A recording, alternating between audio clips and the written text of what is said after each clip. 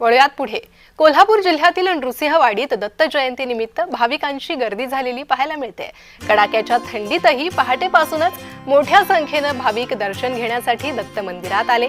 दत्त जयंतीनिमित्त दत्त मंदिरात जन्म सोहळा सायंकाळी साजरा होणार आहे, त्याची जय्यत तयारी करण्यात आली आहे.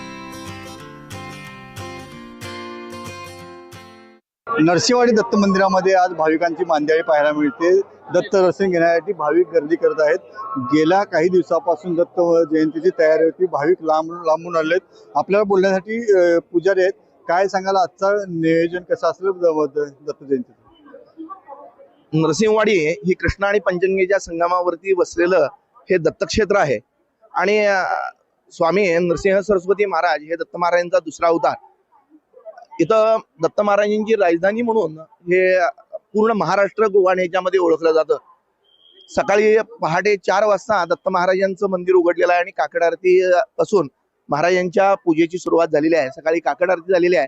आता येणाऱ्या सर्व भाविकांचे अभिषेक, पूजा, पंचामृत अभिषेक, रुद्राभिषेक सेवा ही चालू झालेली आहे. त्याचबरोबर दुपारी 12:30 वाजता मुख्य पादुकेंवरती महापूजा सोहळा संपन्न होत आहे. संध्याकाळी 3 ते 4 या वेळेमध्ये पौमान पंचसूक्त आणि संध्याकाळी ठीक 5 वाजता मुख्य मंदिरामध्ये महाराजांचा जन्मकाळ सोहळा हा संपन्न होणार आहे. खरोखर अत्यंत विलोभनीय असं हे दृश्य आपण पाहत आहात.